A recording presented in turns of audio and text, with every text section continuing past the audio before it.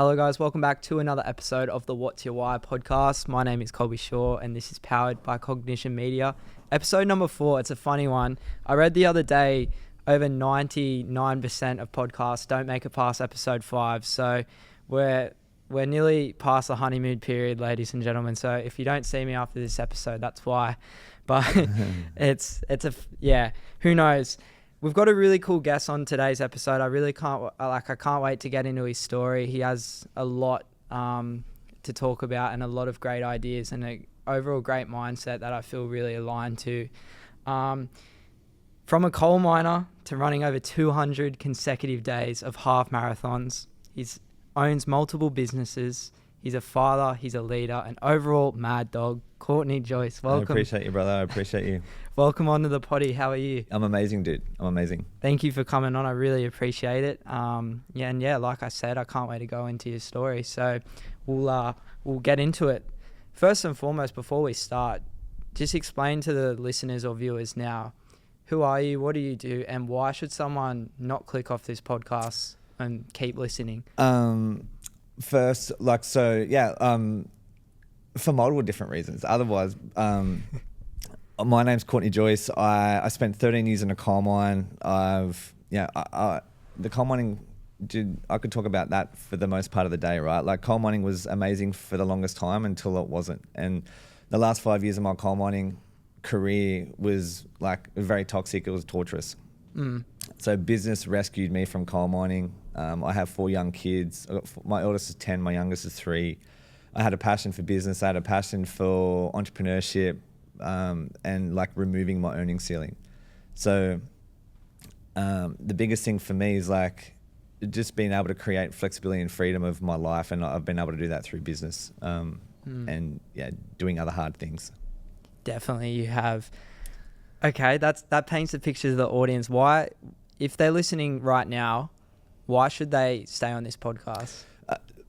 If you think that, I think for me, I think I can give you energy. I can give you a different perception. I can give you, I can challenge the way that you might think, or you might think that you can achieve or do. So the reason why I think you should stay on here is ultimately just to like think bigger, think differently, and be able to create like a stronger mindset. I love that. That's so good.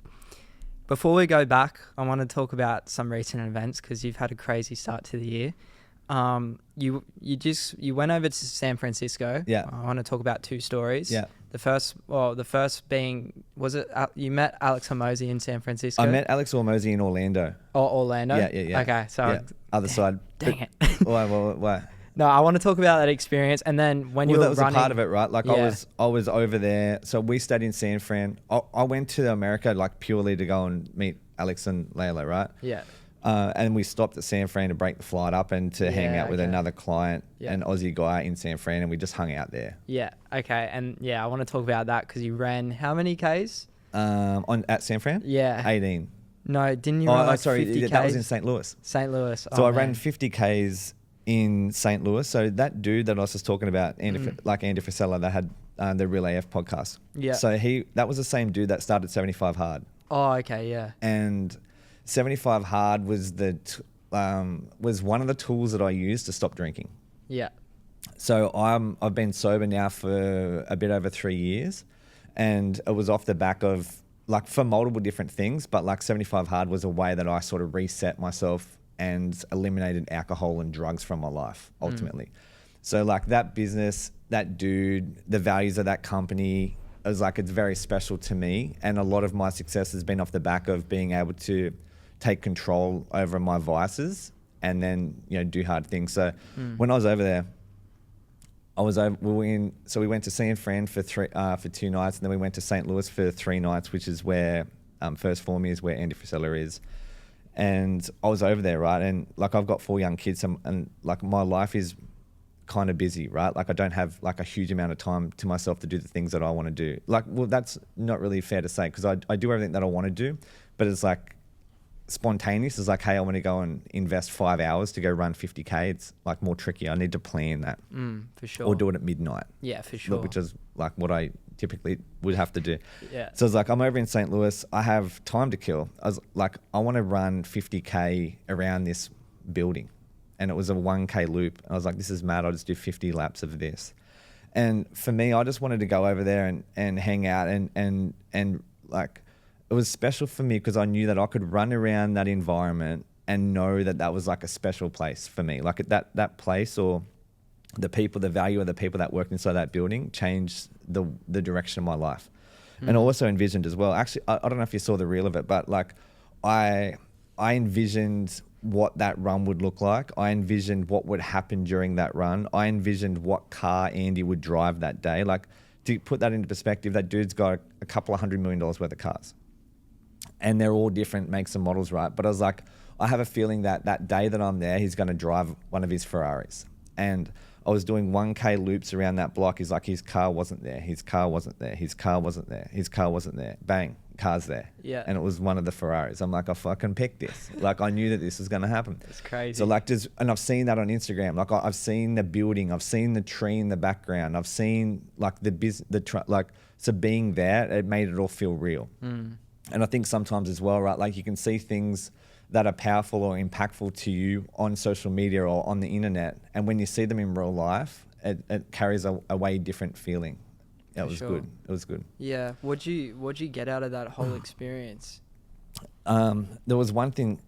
I got a couple of things. There was one thing that stood out to me straight away, and it kind of falls back on Andy and his values. Like, he has incredibly high values of how his staff turn up, how he turns up, the areas. It was like he's got very high standards of how everything's kept. To put that into perspective, that building is like, anyone in Australia would understand the scale of this, but just imagine like a big Bunnings, right? First form is like 4 of them.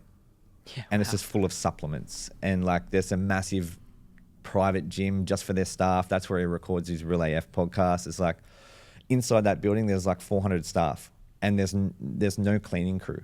Yeah, so wow. they all clean up after themselves. It's like an incredibly high standard of how they hold themselves. So even in the boardroom, dude. So I walked through this building. It was incredible. There was a couple of things that really stood out to me. In the boardroom, there's like a table that was probably had like 30 chairs. And the chairs were all lined up, and the wheels were all the same way. So all the wheels were parallel with each other. It's like that. Like, imagine that standard throughout, 4 Bunningses. It was wild. Yeah. And I started that run early in the morning, and I got like Gatorades and like food, like high calorie food to fuel my run. For sure. And I hit it behind, bro. So it was like a big first form sign. It was like entrance. I had a white plastic bag with Gatorades and like a chocolate bar and muesli bars, whatever. And it was like hidden out of the road. It was about 7:30 in the morning. There was like a dude that was like patrolling the area looking for rubbish and stuff like that. Like, he picked it up and was like going to turf it. It was almost hidden, but it was like, that stood out to me. I was like, this guy is like so dialed in. There's like a random bag and he's trying to remove it. Like, it's just like that. Not only were the standards so high inside of it, but even outside, it's like, hey, there's not going to be a piece of rubbish here. It was a really, really cool environment. Really, really cool feeling. Very supportive environment. And for me, I wanted to go over there. I think one of the best ways to get attention or to get the awareness from people is to, do crazy things or do hard things. So I was like, I wanted to be like the crazy Australian that went over there and ran 50K around a 1 kilometer building. Like I wanted that. Yeah. And got that you did. Yeah. I love it. That's such a cool story, man. On the other half now, Alex Hormozi, what did you learn from him? The biggest thing that I learned from him was the biggest takeaway for me was just like, if you want more, you got to do more. So like, if you want a better result, then work harder. Like that was ultimately his message. It was like, you can't have more unless you do more. So it was work. Yeah. It was understand like where you're spending your time right now, and is this revenue producing time? If not, cut it out and move on. So that was the biggest thing for me that I got out of it. It doesn't seem like a crazy, like empowering message, but it was very basic and very understanding. It's like, and one thing I got out of that, dude, is like, if you look at your screen time on your phone right now, it's absurd for the It's most cooked, part. yeah. You know, like everyone is like, it's way over. Like if I said to you, like, hey Cobbs, like, what do you reckon your screen time is on Instagram? You might have a number, and it's likely half of the number of what it actually is. Yeah, definitely. Because we all think it's like, oh, probably, like I check Instagram in the morning and I might flick on it at lunchtime and then I might go, back on it when I finish work. I don't know, like maybe 45 minutes. Like, like it's likely hours. 100%. And when you look at that, right, it's like if you can reduce it by, bro, I looked at mine, right? If I reduced it by half, that would give me like an extra working day a month.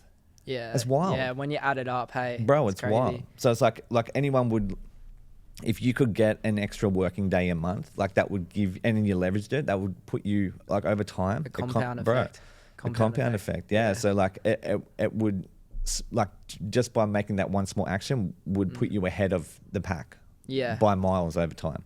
Yeah. So it was like identify the revenue, your time. Is it revenue producing? No. Then replace it with revenue producing time. Yeah. Super simple, but I think it's like a reminder, hey? Well, the thing for me, dude, like I think, and I've been guilty of this as well, right? Like we always look for that new sexy thing that's going to like spiral our business, to the moon. It's like, I just need to think of that one thing that no one else has thought of yet. And then when I do, then I'm going to be a success.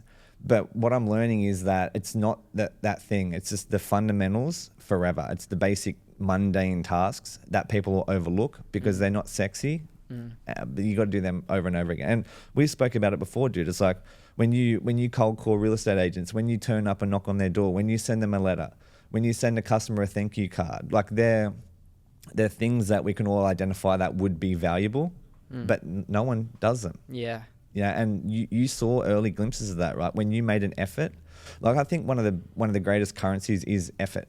For sure. Like when you can go and spend, or when you can perceive effort to someone.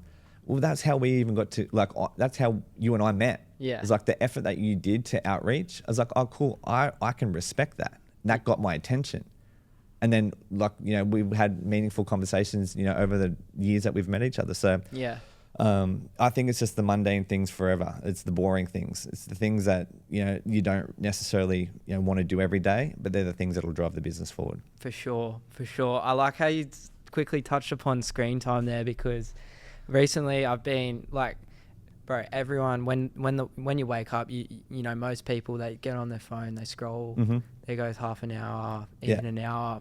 I've been guilty of that. But lately in my routine, and I've noticed I think I've been doing this for a month now, and it's so much like my focus and the clarity I get. But the alarm goes off, get up straight away, straight to the gym. I don't look at my phone I try and push it out as long as possible, but 90 minutes within waking up, I don't look at my phone at all, only to turn the alarm off. It's gangster. And when I'm working throughout the day, I'm so much more focused. Yeah.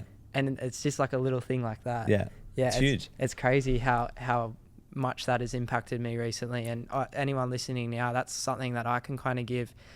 Don't scroll when that's probably the worst thing you can do to start your day. Well, the thing, like when you look at your exact analogy, right? Like you're not spending half hour on your phone at home, that gets you to the gym half hour earlier. Yep. It gets you out of the gym half hour earlier. It gets you showered. It gets you ready for work half hour. So like ultimately you're increasing your efficiency or your opportunity to generate income, which is work, half an hour earlier.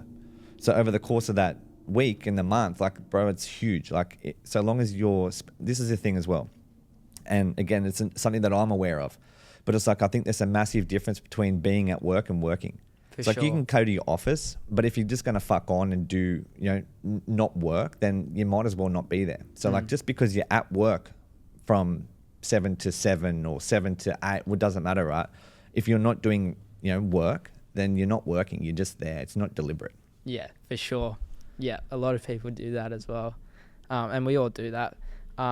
Let's take it back a bit now to kind of your earlier days. Talk to me about kind of, you were a pretty gun footy player, I heard, back in the day. That was a big part of your identity back then. And then I want to talk about branching away from that into coal mining. Yeah. And I want to talk a lot about that before, we kind of go into some other ideas and finish this podcast. But so when I was like, as a kid and in my teens, I was obsessed with rugby league. Like that's all I could ever sort of want or do. Everything was around rugby league. And if you asked me what I wanted to do, it would be like play football. Like that's all I could imagine doing was playing professional football.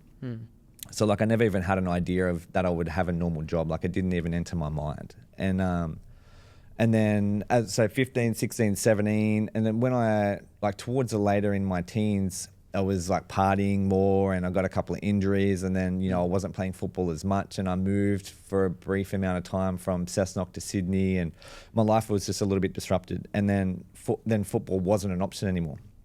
And one thing as well, so that I wanted to know that's helped me in business now is like I had like a level of natural talent with football, but I wasn't doing the work that was required to make it any further, right? So it's like I could play at a level that would get attention from like local rep teams, but it wasn't enough to go and play professionally. And I didn't know that, right? I didn't know the work that was required to get to that level.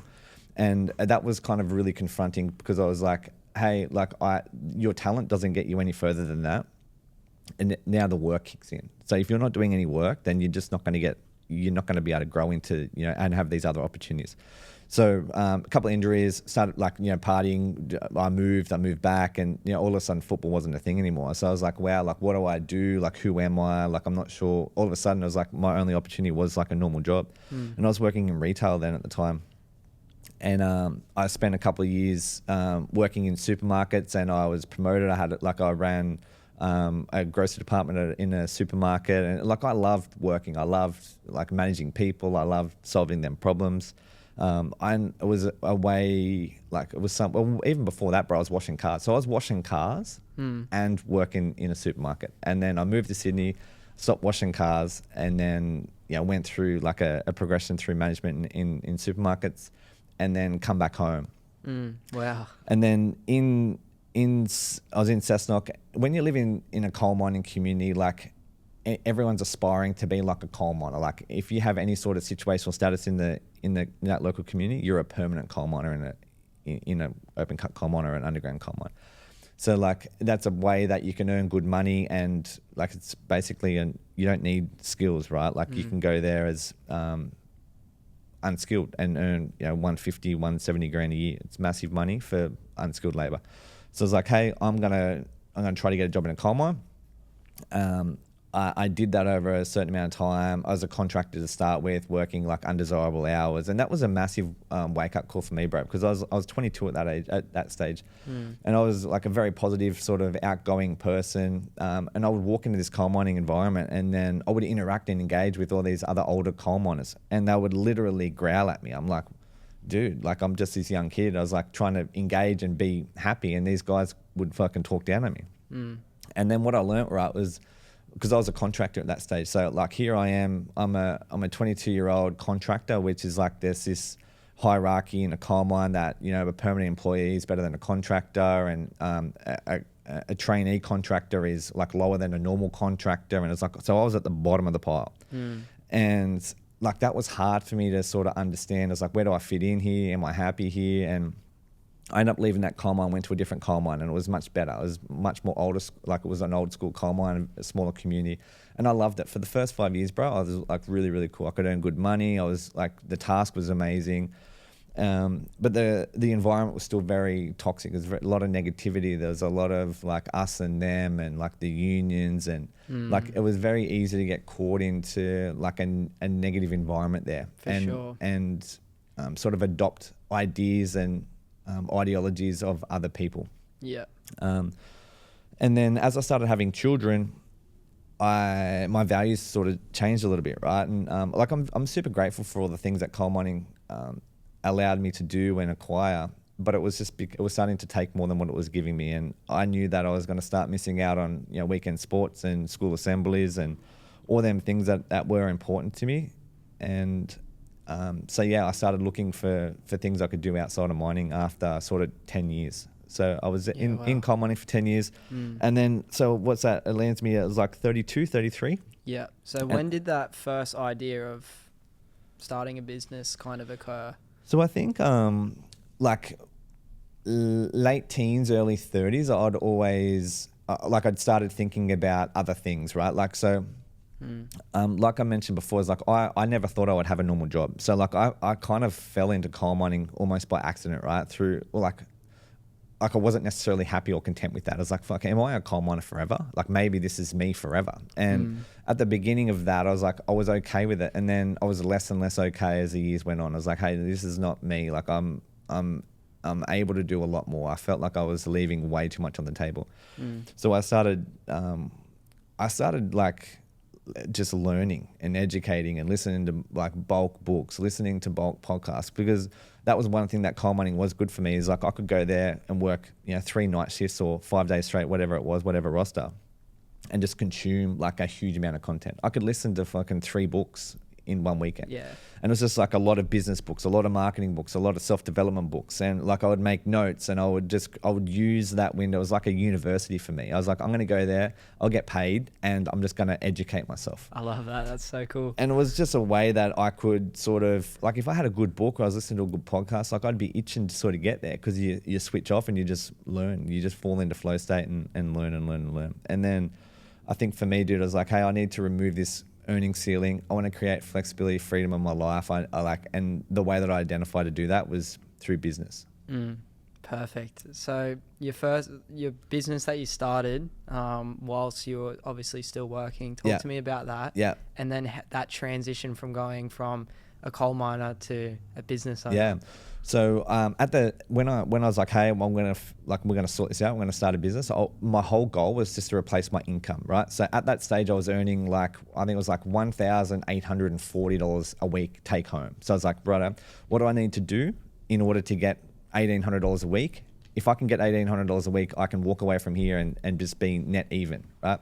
I know I can pay my mortgage, I can run my household. Yep. So that was my only goal. And then I saw a business that was for sale in our area, and it was a cleaning business, and they'd done lawns and gardens, and it was owned by these 2 dudes, and they paid themselves basically that amount of money. So I was like, I can go there and do what they do, sit on a lawnmower. I had no ego around what my task was, right? I'll go wash your car full time if I could earn that money. It didn't matter. I'd push trolleys. I'd like, and it's funny, dude, because it's like there was times when I was still working, I was like 150 grand a year, but I was like spraying bindies in some, I was trying to generate income outside of I was just trying to generate more income. Yeah. What was I saying? Yeah. So what were we talking about before?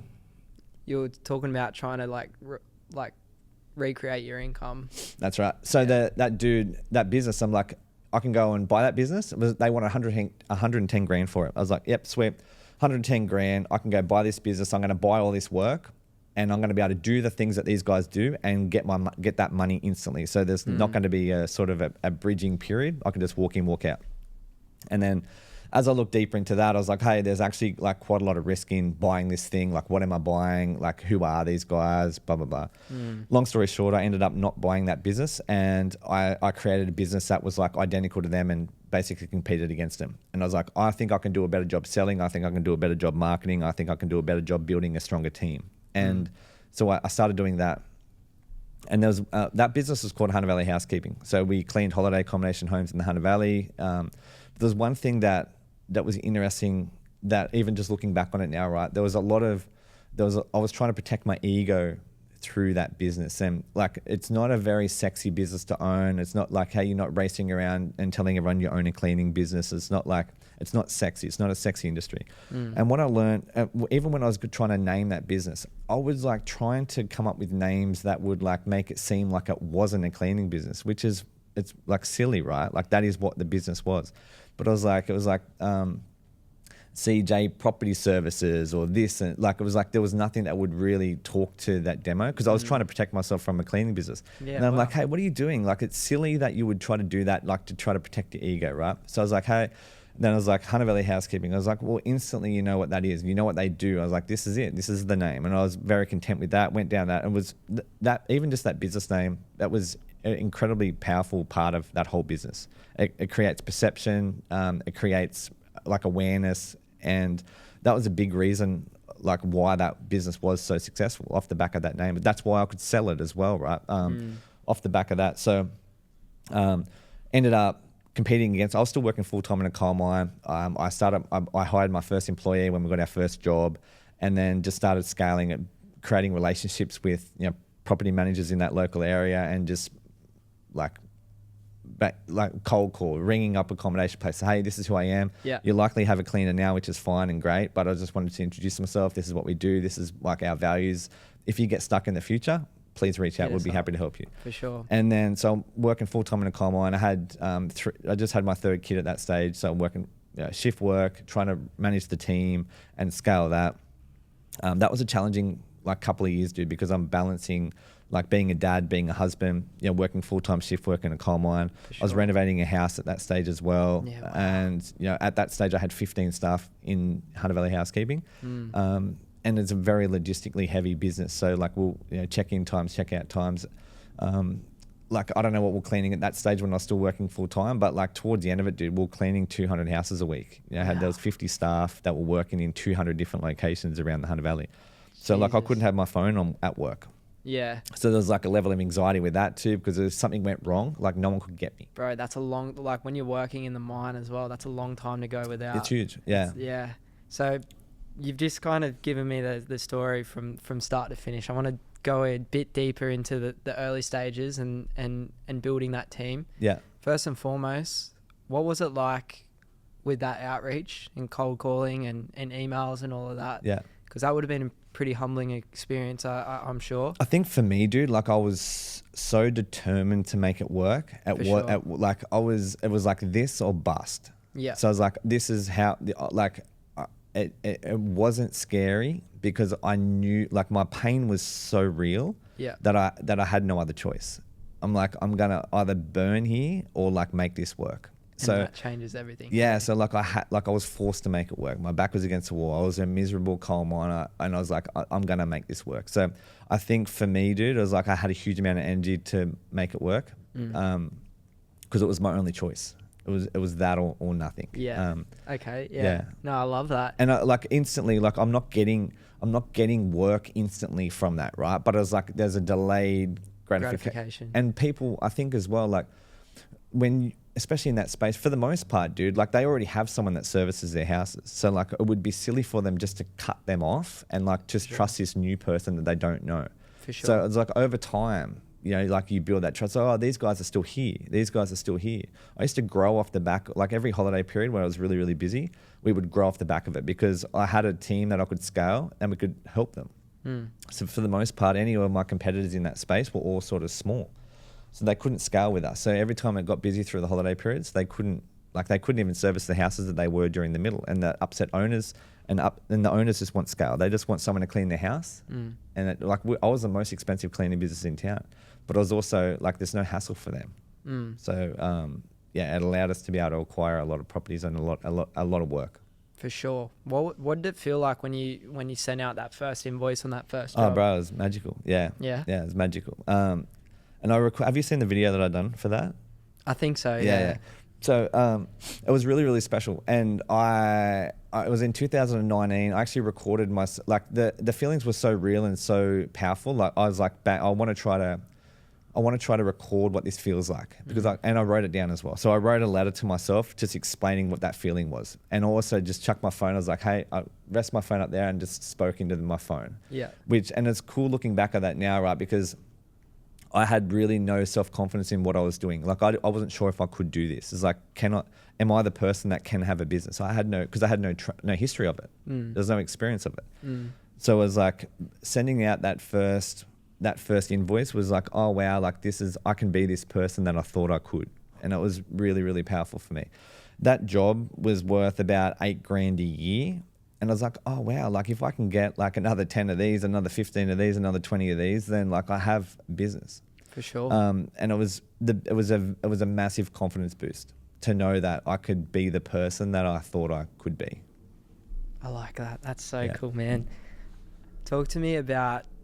That's really cool. We're going to branch into, branching away from that and doing business full time and stuff. But before we do that, talk to me about some of the hardest kind of moments between balancing that and just about coal mining. I know it gave you a lot, so talk to me about the positives about coal mining, and talk to me a little bit about the negatives and stuff. The positives, the positives and negatives are very easy to identify, right? The positives are like the task. It was a great task. It was a great like the actual job, bro, is amazing. Like I'm driving big, massive excavators. I'm driving big, massive bulldozers. Like it's a mad job. Yeah.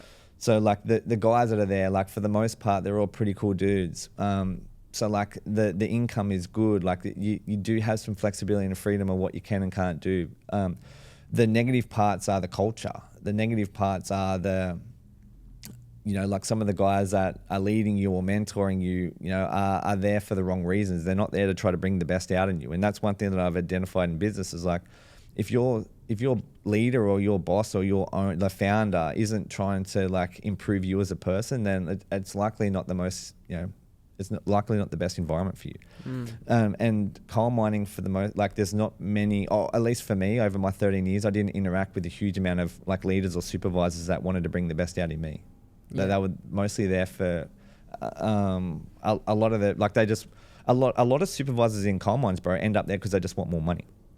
And like that's not being, it is what it is. So like coal mining is a really interesting industry because like when I was in supermarkets, everyone's aspiring to be a manager in a supermarket. And there's a lot of support. Like, oh, you get a promotion. Congratulations, Colby. You're a department manager. That's great news. And like everyone claps and cheers.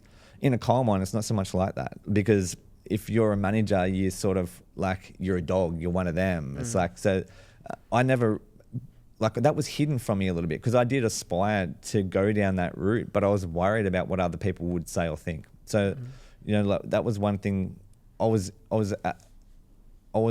allowed myself to be influenced by other people inside that space far too much. So culture, in the end, it was like this sleep bro, you miss out on a lot of sleep, like you're working 12.5-hour days and nights and swapping and changing. So, like the sleep is nasty. The environment is nasty. Some of the toxic culture is nasty. But all in all, I'm super grateful for everything that coal mining gave me and provided me, and even just the lessons, dude. So some of them negative interactions with supervisors or some of the negative cultures, like I've been able to take them and apply the opposite in my businesses and try to create really positive environments. And that was a way that I've been able to acquire like really cool staff members in Hunter Valley Housekeeping as well, right? Because the same reason why I was trying to protect my ego from owning a cleaning business is like a lot of the women that work for me don't necessarily, they don't necessarily want to be a cleaner either, right? So it's like, how do I try to attract amazing talent? And for me, it's like, I just wanted to create the most amazing environment and platform for these guys to work and like support them both financially and, like I can infect them with my energy or my ideas or my mindset. It's like, I use this platform that I've created for you to go and make money inside the hours that you want to work, inside the days that you want to work. And I was able to create like a really strong team off the back of putting them first. Yeah. And that come off the back of what you learned from because it was the opposite, bro. Yeah, it was the opposite. Yeah, so it was like I want to create an amazing environment, an amazing team, because I knew that if I can find the people, then I can find the work, and that's a really interesting thing that happens in business, right? Like, I think the universe identifies when you put yourself in a position of growth, and by me putting myself in a position of growth was hiring amazing people. When I hire amazing people, then when that phone rings, I can say yes, and even like. It doesn't, like, it could be videographers, it could be builders, it could be cleaning businesses. A lot of the times, dude, it's like, hey, can you do this shoot here, or can you come and clean my house there? They're like, oh, no, like not for this period of time. So like, ultimately, like if you can't service them customers in a time that they want, then you can't scale your business. There's something broken inside of that. And a lot of it just comes down to people. So like that builder can't acquire more apprentices or more tradesperson. That videographer can't hire that second person to shoot because they're not going to shoot the same way that they want. That cleaning business, they can't teach someone how to clean the house so they can't scale. But the other guys, if you can figure that out, if you can build teams, bro, you can take the market because like you can say yes. It's huge. I love that. That's cool. That's what I call a golden nugget right there. I need to get like a sound effect, like a bomb, like a... No, dog barking. Yeah. I was there with you. Sorry, pardon me. I was there on the day when you handed in your resignation letter. Yeah. Talk to me about that. What did that feel like? What did that symbolize for you at that part in your life? That was, and I didn't really, like, I thought that I would know what that would feel like, right? But a very different feeling than what I even imagined or anticipated. So when I reached out to you, I was like, hey, like I know that this will be like a special day to look back on. And when I said to you, I was like, hey, like I'm going to resign on this date. Come and video it for me. Yeah. And when we drove out there, and I was like, I was driving out there for the last time, that road that I'd driven for, you know, over 10 years. I was like, wow, I'm driving out here with a resignation letter in my hand, and I'm going to leave coal mining. And that was a very surreal, it was a proud moment, but it was very surreal because I knew that I'd worked really hard to find myself in a position to be able to do that. Went out there, handed my resignation in, and then after it, as we drove out of that driveway, and we got video of this, right? But it was like, especially towards the end of it, it was a very satisfied feeling because I never identified as a coal miner. I never thought I was a coal miner. It was just something that I did do. So like when I drove out of there and I wasn't, you know, I completely detached my identity from that industry and that job. It was almost like a freeing feeling. I'm like, oh wow, like now I'm really not a coal miner. So like I can say that. I could say it previously, but I was still attached to that because I was still on their payroll, right? That's what I did do. That was my identity for the last decade. So yeah, when I left, it was a very freeing. I was like, oh wow, I can be the person that like deep down I thought I could always be. And I think too that comes down to detaching myself from that industry, also detach myself from some of the people that had influence over me. So some of the people that I was too concerned about what they would do, what they would say about me if I'd done this or I'd done that, or I tried to, if I tried to be, you know, just make positive changes in my life. Like this, it's a weird thing. Like that when you try to make a positive change and that gets talked down on, or someone tries to, you know, like keep you in your place or stay in your lane. And that stopped me from growing earlier because I was too concerned about what other people would think. So when I left that, I was like, wow, like I can be who I am. Definitely. Yeah. I love that whole idea on identity. You said it to me best when I was still working at Bunnings. You said there'll be a time within your journey where you'll know you don't identify with that necessarily as much anymore. And you know, like within you, it's time to jump. It's time to leave. It's time to move on. Yeah. That was probably one of the best things, you know, someone said to me in that 2-year period, because whilst I was growing my business, I was being offered all these other things and other roles, but I knew deep down that it wasn't meant to be yet. Yeah. So identity is a huge thing, and once you shift that to and you align yourself more with what you're meant to be, like identify as. Yeah. It's powerful. There was even one event, and I'm not sure if you remember this or not, but I do. And it's like when we first met, it was not long after we first met, I tried to come and get you to work for me. I was like, hey, come and like you're working at Bunnings for this many hours a week, and you said that you wanted to get out of Bunnings. I'll pay you 20 hours a week and just come and shoot video for me. Yeah. And you said no to me at that stage because you knew that would have slowed you down. Like that would have became a Bunnings. Yeah. And like I respect that because it's like you wanted to shoot video. That's what you wanted to do. But I think that even at that stage, you knew that was going to be another barrier. So it's just like you just kept doubling down and just doing your own projects, which I really respect. It was a gangster move for you to back yourself in that. Because that was early, bro. It was. That was before. Like, it was before anything. Before really. anything. Yeah, I just knew deep down that it would eventually align, and I was just patient, and I knew, like you can't just. No one ever fails if they just don't give up. Yeah. So I just knew deep down like something would all click, and then it just all happened so quick. Hey? Yeah. And I think it's probably worth talking about that first because I feel like it was longer than 2 years because the first time we met, dude, it was so I go to the Philippines every year, and I just got back for the third time. Yeah. Right. So the first time, it's worth highlighting this. It was only a couple months after, so we would have met in like February. Like 21 or 22. It was 22 because I was fresh out of school. Right. And then we got talking. You told me what you wanted to do. You wanted to, be a videographer, XYZ. And I'm like, hey, dude, like we're going to the Philippines in a couple of weeks. Yeah. I'll pay for you to come to the Philippines and come and shoot video. Yeah, I know. And at that stage, it was like you were, how old were you then? 19? I think I was 18. 18. Just left school. Yeah. And like, of course, like, you know, just left school is like, you go talk to your folks, like, you don't know that guy. Like, you don't know that guy. Like, who is he? Like, you're not going to a third world country with some stranger that That's you met exactly on Airbnb. what my parents said. 100%. But it's a cool story, It like, is. going back. And I've since met your parents, right? Yeah. And I'm like it would have been mad if you did come. It would have, yeah. But it also, it didn't happen for all the right reasons as well. Yeah, Yeah. definitely. Yeah. Definitely. Yeah, no, that's a funny story.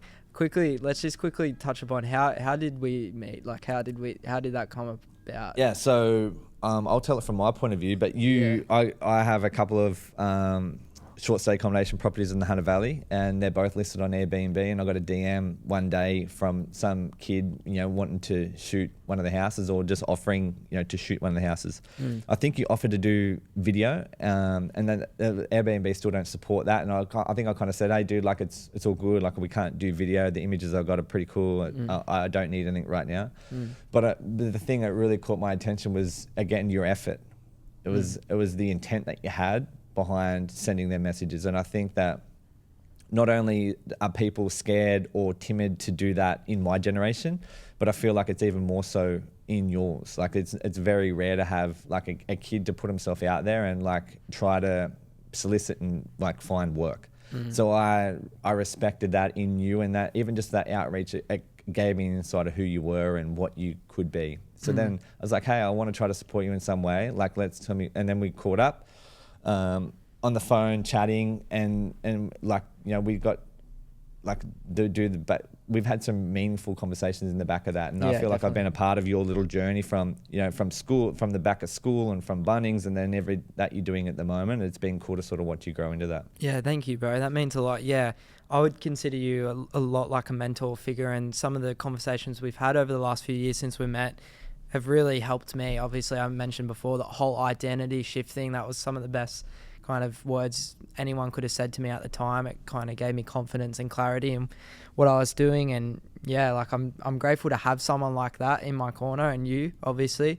And it all just happened from an Airbnb DM. So if anyone listening or watching now can get anything out of that, you never know. And Correct. I say that I've been saying that to myself heaps, like in my head, just, you never know. Yeah. Like, if I didn't send that message that day, because man, I spent, like, I think I got banned at one stage on Airbnb because I just spam people with messages. But yeah, if I never sent that message, this wouldn't be here. Correct. Right now. 100%, bro. Yeah, your life would have went left instead of going right. Yeah. And then the conversation that we've had for both of us, right? Like, yeah, it's a completely different set of circumstances. Yeah. So like, and there would have been people that would have read and not replied. There would have been like lots of them people, right? There would have been someone that, you know, especially if you're doing outbound calls, like, there's people that are rude, people that, like, it's very deterring. It's not motivating, right? When you're doing cold outreach, it's it's a ruthless way to sort of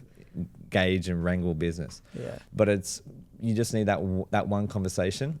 Changes everything. Everything, yeah. And it's like what I talked about before. I touched on it before. It's like the universal identifier. Like, if you say that you want to grow and you say that you want to build this business, but your efforts and actions don't follow that. So if you're out partying every weekend with the mates, if you're not doing the work that you know, like, the universe knows that, right? So like, if you can't say you're going to grow if your actions don't suit that, and you won't have the opportunity to do that. And the opposite's true. When you say, hey, like, I want to grow my business, I'm not going to go out partying, you know, all weekend. I'm going to start doing some cold outreach. I'm going to start doing some cold calls. I'm going to walk into these businesses and introduce myself and my services. Like, that is putting yourself in a position of growth. And when you do that, like, you grow. For sure, man. I learned so much about myself when I would sit on the phone. So I'd have Mondays off Bunnings. At that time, I'd work like 4 days a week. So I like, when I was targeting people, it was normally 9 to 5 and stuff. So I knew, like, on that day off, I'd spend the whole day, like, just at my desk cold calling, going over the same thing, rejection. I like, bro, I would have got, like, I reckon I did like a couple thousand cold calls, huge emails, DMs, and I reckon I probably only landed like 10 from that. So that's like that's the ratio. Yeah. But honestly, when you would hit that yes, Yeah. when you would hit, yeah, I'm keen, Yeah. bro, I would dance around my room. Yeah. I'd be like, fuck yes. Yeah, we're on. Bro, and that feeling, I would do another 1,000 no's for that one feeling. Yeah. Like that yes, that sense of like achievement was so addictive, and I just started to get addicted to that. Yeah. And then I feel like that just follows through with everything else. Yeah, it does. But yeah, that's a really cool story. We haven't really spoken about that before, so that's cool. I want to now lean into virtual spotter, which is a big part of what you're doing now and stuff. Talk to me about when that idea came, because obviously you were in the Hunter Valley house cleaning business still. When did virtual spotter spark?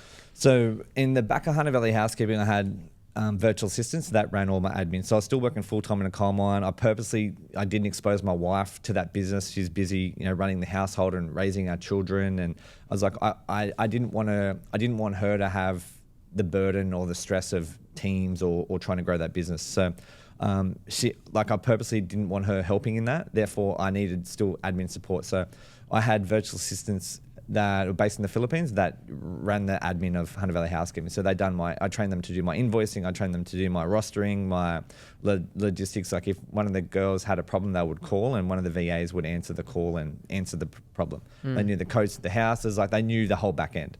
And without them guys, there's no way I would have been able to do what I was doing while still working in a coal mine or scale that business to where it was. It's just, there's way too much admin.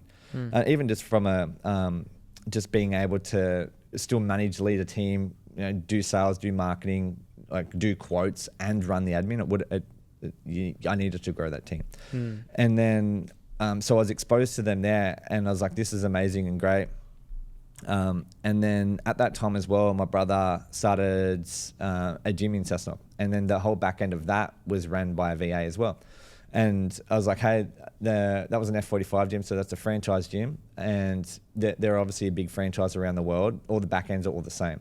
So we had a VA in the back of that, and I was like, hey, I think there's an opportunity to understand, like, because he was still working full time in a coal mine as well. Yeah, wow. And the VA was allowing him to do both as we both grew these businesses in a way that we could now step out of coal mining and then work in them full time. And just one thing to add as well, when we did step out of both of them businesses, so like Hunter Valley housekeeping is here cruising along, when we leave coal mining, it just goes. Yeah. Because now I'm in a position to only grow this thing. It's like I have to make this work. I don't have a security blanket anymore. And I think that when, and maybe this is similar to when you left Bunnings as well, but it's like, for sure. Yeah. It just goes. It's like ripping the Band-Aid off, like just, yeah. And it's like, now I have all this time. I used to spend, if I used to spend 40 hours a week in a coal mine, now I can spend 40 hours a week in the business. And if I could grow it to here, then it's just, it skyrockets, right? So then we're like, hey, VA's in the back of this gym. We can help a lot of other small businesses do exactly what we're doing. So when we first started Virtual Spotter, we we're kind of helping everyone and anyone. And if you had a small business and admin, we would help you. And then over time, we become way more niche in the health and wellness space, because it's like especially the boutique fitness or any sort of franchise fitness, like they have the same systems, the same software, they have the same processes. So we could learn the systems and the processes in one business and then scale it throughout the whole network, because we could build it out. We could recruit virtual assistants, train them, and then partner with other businesses to run their admin.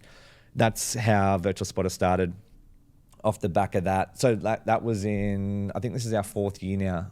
Yeah, wow.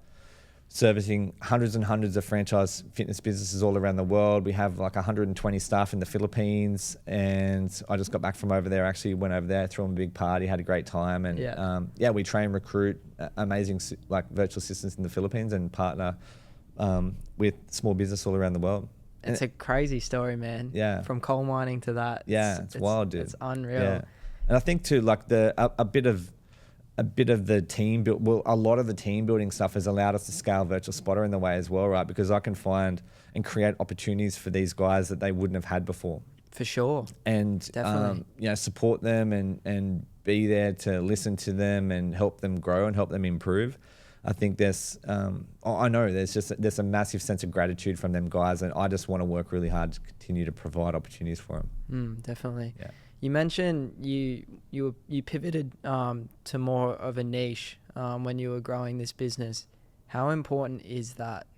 when providing a service or something. Yeah, like I think if you use that, like if you use like virtual spotter or virtual assistant as the example, right? I think that's a great example because there's a lot of people that have a virtual assistant business, right? But the thing for us is like, if I know the language that the franchise fitness people, I know the pain points of what they have. I know the systems that they use. I know the software that they use. So I could build out the back end of their business on their behalf and then, sell it back to them. So like, I know what you need help with. I know how much you're spending right now on doing it yourself. And then when you can talk to that person in the language that they communicate in, it gives them a sense of trust. And it's like, oh, wow, like these guys know who they're working with. You get to leverage your customer base as well. So I can say, hey, I work with, X, Y, Z of the same people as you. It's like, oh, wow, like there must be something in that. You guys must know, what you do. So like you can leverage it way stronger. And I think that people, when we niche down, there's a book that I read ages ago. I actually forget the title of the book, but I listened to it. Tim Ferriss interviewed him on a podcast ages and ages ago. And he said when he looks for opportunities to invest in businesses, he's like, is there a market in the gap or a gap in the market? So actually the other way around. He's like, is there a gap in the market or a market in the gap? And for me, this wasn't a gap in the market. This was a market inside the gap. This is like a niche. This is who we're going to serve. And when we started doing that, dude, it was like we started growing really fast because, I know the language and we could train, recruit and lead and sell into these networks. Definitely. You're a bit of a leader. What's it like being a leader for a lot of people and that whole, what does that role kind of give you? Yeah, I think what it gives me, like, I love leading people. I love working with people. I love mentoring people. I think it gives me a massive sense of, like, I love being a part of them as people and a part of their growth. Like, if we have these these set of problems, like, how are we going to achieve these together? So if I can bring out, in my team, if I can bring out the best in them, then that's like the big part of my job. But also too, I think there's an element of like accountability in that. So like a good leader will hold their teams accountable. So if you and I work together and you're in my team and I know that, you can achieve, or I think that you can achieve X, Y, Z, and I'll hold you accountable to that, you might not have the confidence to know that you can do that job, right? So you might perceive some of that expectation as pressure. And it's like, hey, Cole, like, I want you to do, X, Y, Z. Like, well, I've never done X, Y. I've done X, Y before, but I've never done Z before. So it's like, well, like, I expect you to do that, and this is how we're going to do it. So like, some people will perceive that as pressure, and they'll buckle, and they won't last. Other people will go, hey, like, this is cool. He wants me to do Z. I've never done Z before, and then you'll growth. Yeah, that's right. Yeah. So I'll continue to find people, hold them accountable. Like, so we talk about what we're trying to achieve, hold them accountable to do the thing that we're trying to achieve. And when they can achieve that, they're like, oh, wow, like, this is like, that guy saw, what I couldn't, and he's bringing out the best in you. So like, I think it's, being a good leader is someone that can communicate with clarity and then hold them accountable, be there for them, and continue to help them grow. What has leadership taught you as like a person? It's taught me a huge amount of empathy. Leadership's taught me empathy. Leadership's taught me one of the biggest lessons that I've got, and I've made like a lot of mistakes in leadership. I mean, it's cost me like lots of money, like hundreds of thousands of dollars through lack of leadership. And every time that, and the biggest lessons that I've got from that is like just not having the clarity up front of like what I expect from you. So if you and I go into business together, or you work as a senior part of my team, it's me not being really clear from the beginning of what I'm going to hold you accountable for or what you're responsible for. And that's cost me a lot of money in the past, because I'm like, you know what, Cobbs is a good dude. We have similar values. We always have great conversations. Like, hey, come and work with me. You're going to be in charge of that. But for what I'm learning is that like a lot of the time, like, people want direction. They need direction. They need guidance. So they also need to know what I expect, or what I'm going to hold you accountable for, or what your KPIs are ultimately. And then, so previously, when I haven't communicated clearly of like what I expect from you and what I want you to do, you don't hit them targets. And then I might get upset. He's like, Colby was good for the first week and then the first 2 weeks, and then he's got to drop the ball. I was like, hey, and then now I have to have some awkward conversation. And you're like, well, I didn't know that you wanted me to do that.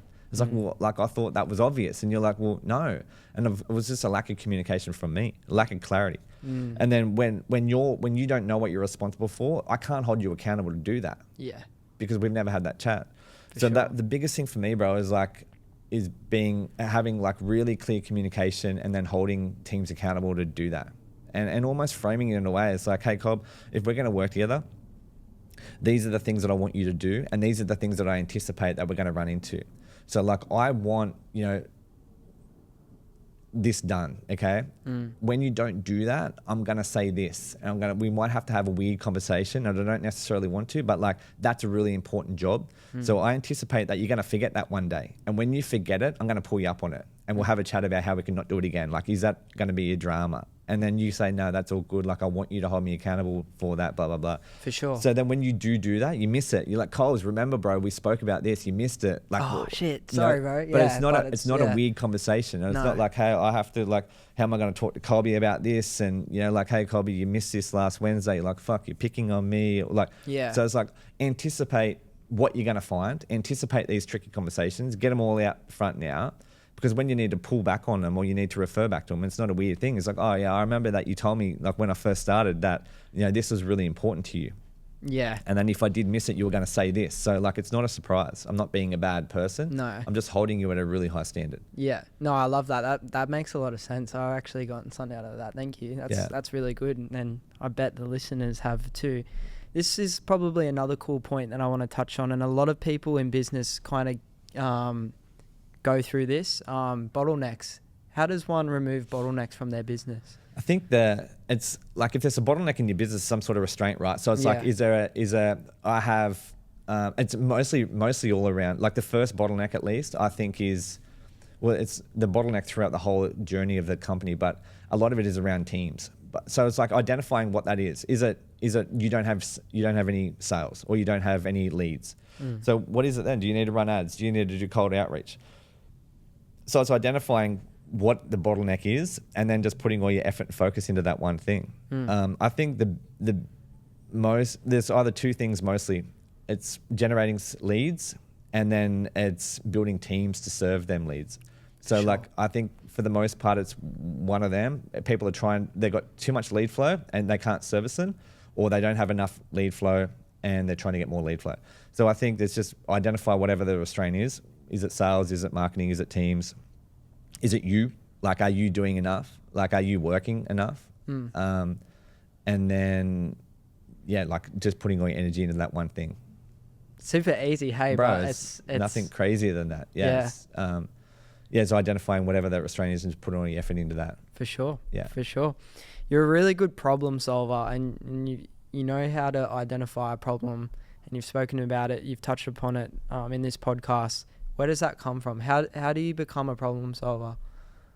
Because I feel like in this world at school, you're not really taught it or anything. Yeah. It's not really. It's interesting you sort of refer back to school, because I think I think solving problems is a big part of being able to communicate with other people. So like, if you can you'll go to a cafe or you'll talk to someone, like there's a lot of people that will sort of whinge and complain about people like really quickly. And it's like, hey, like I can't find anyone to work, or like no one wants to work. And like there's this like mad mindset in small business that like the biggest restraint is that no one will want to work, so I can't grow my business. But I think for the most part, people want to work. They just want to work for people that want to bring out the best in them. So it's not that they don't want to work, it's that they don't want to work for that person. So I think that trying to identify, hang on, what was that first part again? It was like you're a problem solver. Yeah. So like when you can create relationships with people, you can, like, people are the solution to the people problem.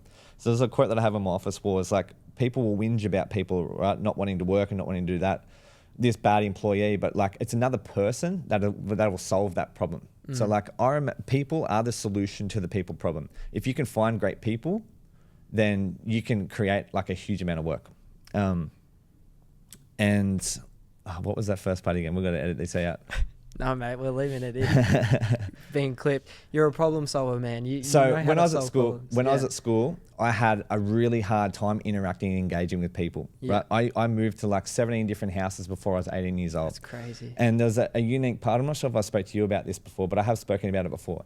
There's a unique thing in my circumstance specifically is like when you're changing schools all the time, you're forced to engage into a new group of friends. For sure. But there was one unique thing for me is like I was thrown into these new environments all the time, and the same thing happened over and over and over again is that I would get teased and bullied about my name.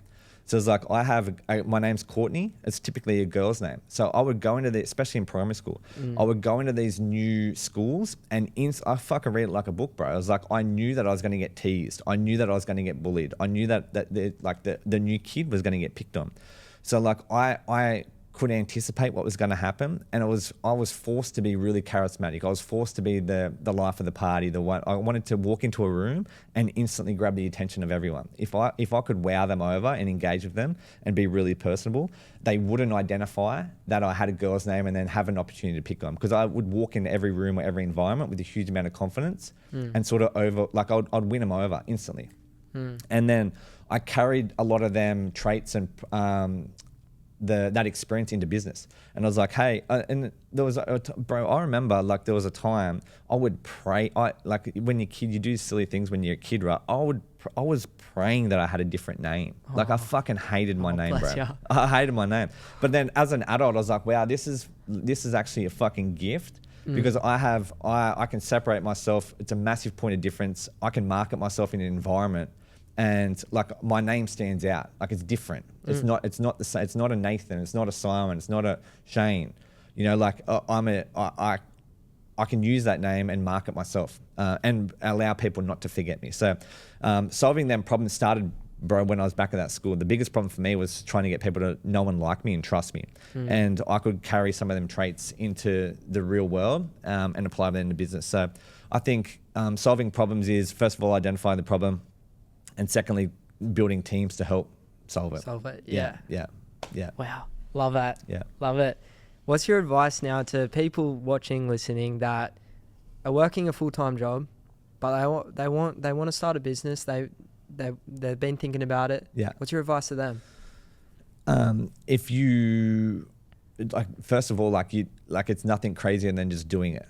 You have to just try. You have to do it. You have to start, and it's likely not going to be the thing that will allow you to leave your full-time job, but you have to just start something. Like start the thing that you think you want to start. Do that. Like don't think about it. Don't anticipate it. Don't overthink it. Like just start that thing, and then figure it out, because you'll learn. So like you almost need to fast track that to fast track the mistakes, because the longer you leave that, the longer you're going to take to learn them lessons, because you're just not going to come fast enough. So like start the thing and like make all the mistakes and learn, and then apply them. Because I think when you win, you will get a lot of confidence and lessons from that. When you lose, you'll also get all them lessons as well. And it's the lessons that'll help build whatever it is and allow you to leave your employment if that's what you want. But also too is like, there's that side of it. I think it all comes down to like why is it that you want to start business? Like why do you want to like not work a 9 to 5? Why, like identify what that is first, because I think that there's a lot of, it's very sexy to have your own business. It's very sexy not to work in that 9 to 5. But there's also a huge amount of opportunity to do and earn a really good income inside a 9 to 5, so long as you're in the right environment. So like I think a lot of it is identifying why you don't want to work a 9 to 5, and then making sure that that's the right thing for you. It's not just because, the people that you follow on Instagram don't have jobs. Yeah. It's like, hey, I just want to travel like the guy on Instagram. It's like, well, like business is hard.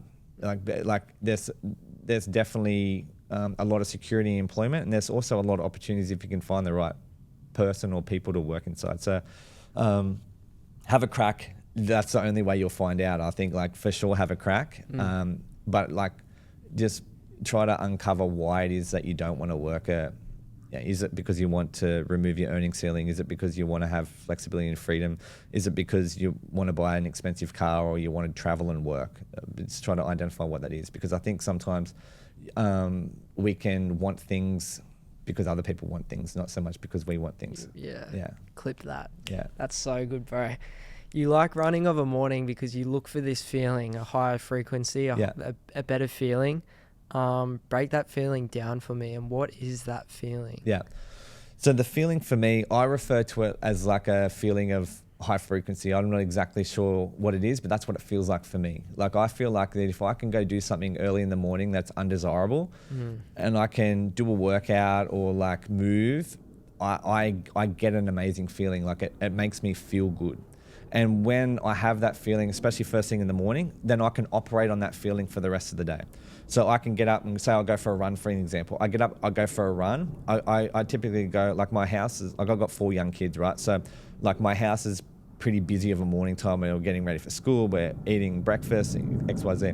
So I get up early in the morning and people need me, right? My wife needs me, my kids need me, the people that, you know, that work for me, my teams and my partners, they all need me, but they don't necessarily need me at 4 o'clock in the morning. So it's like I can get up, I can go and do what I want to do for myself early in the morning. I can acquire that high frequency, that feeling that I know that I can do. If I do, the cool thing about it, bro, I know that I can do this action, which is like run, row, walk, jog, whatever. I can do that one thing and I get the result. I know exactly how I need to get it and I know exactly how it's going to feel. And then I'll operate on that for the rest of the day. So the way that I look at it is there's not a problem that I can't solve so long as my head is in the right place and I start my day in full control. So that's how I look at it for myself. You can ring me, you can call in sick, or you can say this, or you can be an irate customer and say, hey, this happened wrong or that happened wrong. It's like, I know that I started my day in control and then I'm in a good position to be able to solve whatever that problem is. So the frequency is in like, it's so huge for me to be able to, I've got to be careful with this too, right? Because like that morning routine for me, or that little pattern that I'm in, like I need to be careful that I don't always need that, you know, because if something does happen, then I still need to be able to operate at that same high level without that thing. So I think that the morning routines and all them, they're important, but they shouldn't trump everything. And you should still be able to operate if something happens and, you know, you don't get that run in or you don't get that ice bath in or whatever it is, right? Because I think there's a lot of like voodoo around the morning routine. Definitely. So bro, there's like some people have like a fucking 3-hour morning routine. Yeah, it's like, it's so crazy. like, well, imagine what that looks like. You do something for half hour and then work for 2.5 hours. Like that is what's gonna grow you as a person. And like if you can spend more time working, then ultimately you're going to be better off over time. You'll be more successful. Like, but I think there's a fine line between having like a good morning routine and then it being a negative, because even the run, bro, the run for me become negative over time when I was running them half marathons. So identify what makes you feel good, do that, but just be mindful that you shouldn't have to have that in order to get that result. With that high frequency as well, like that's a diminishing. So like the moment you acquire that, the moment you feel good, then that's starting to diminish and depreciate over the course of the day until the end of the day where it's all gone. Like you have no more, you're done. And then you have to acquire that again the next day and the next day and the next day. But for me, I get like a sense of accomplishment. I know that if I can start my day by doing something that's undesirable, then it gives me an edge against anyone that I need to interact with or like jump on a sales call or jump on a team call. I can be in a room and know deep down that like I will do more than, you know, the other people in this room. Confidence. Yeah. Where did that idea spark from? What initiated that? I think by doing it and identifying it. And then you're like, holy crap, I feel so good. Yeah. Okay. Especially when I was doing the runs, bro. Like that's where it really started to kick in because I'm like, oh wow, like I'm doing something that I know not many people will do. And there's for sure some ego in that. But there's also a lot, like some of that, like there's a lot of confidence as well. Like by deep down knowing that I will do what other people won't do. And then when you do that, it's like, oh wow, like not only will I do what other people don't do, but I can. I was like, I wonder what else I can do. Like what else can I do or achieve that other people, you know, won't or can't. So you can just get to copy and paste that into other areas of your life. Yeah. Wow. The law of attraction. I want to talk about it with you because I love this whole idea and manifestation as a whole, and I know you're big on it too. So give me your thoughts on that. Yeah. I think that people, like even just personally, right? I think people are attracted to like-minded people that share the same values. So I think the more, even from social media or like just exposing more of yourself as a person it doesn't like that will attract other like-minded people that will likely provide opportunities or like even just conversations, bro. Like I think just like not trying to monetize everything, and like maybe a part of the currency that you're trying to trade is a conversation. Like maybe that one conversation that you can have with that stranger will change the direction of or the way that you think about things.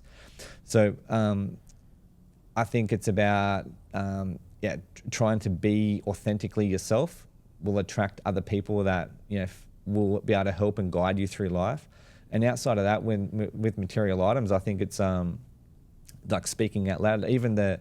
So like when I ran, I think it was the 200th day. There's a house there's a house near me that it's huge. It's a massive. I see you post it. Yeah.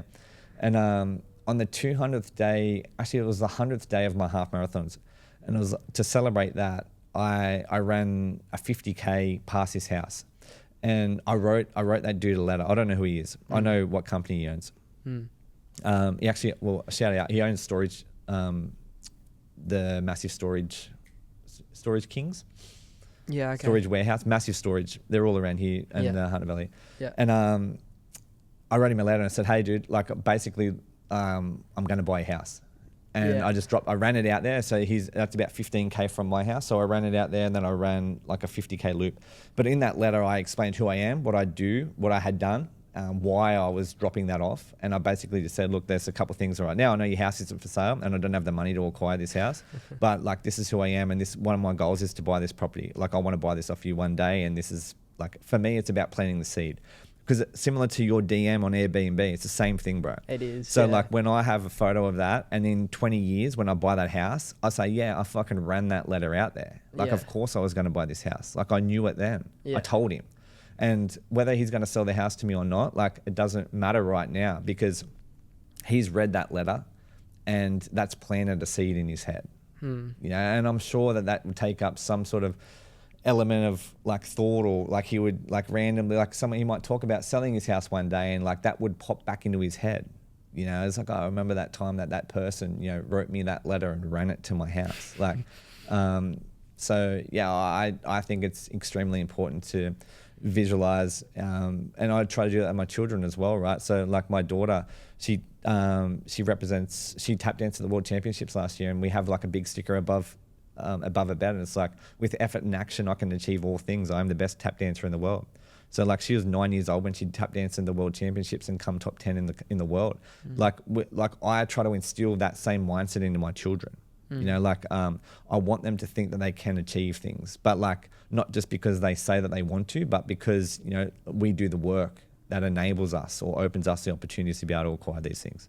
Definitely. That's a big one. You can't just sit on a cloud and wait for it to come to you. You have to actually put effort in. It's amazing that you sit down and you say affirmations for 5 minutes, but if you don't do the work that's required to get that result, then it just doesn't matter, dude. It doesn't matter. For sure. I'm glad you said that. Now, you've done I've mentioned this in the intro, you did 200 consecutive days of half marathons, which is crazy to say. Yeah. I was there on day 200. I remember documenting that. You fractured your leg from it, didn't you? My tibia. Yeah. So talk to me about that whole experience and what did you learn from it? So the experience to start with, I remember like I just had this random thought that I wanted to like run 7 days of half marathons. I thought that would be pretty meaningful. I wasn't sure if I'd be able to do it. So I ran 7 days of half marathons, and I was like, oh wow, like I'd done it. That was pretty cool.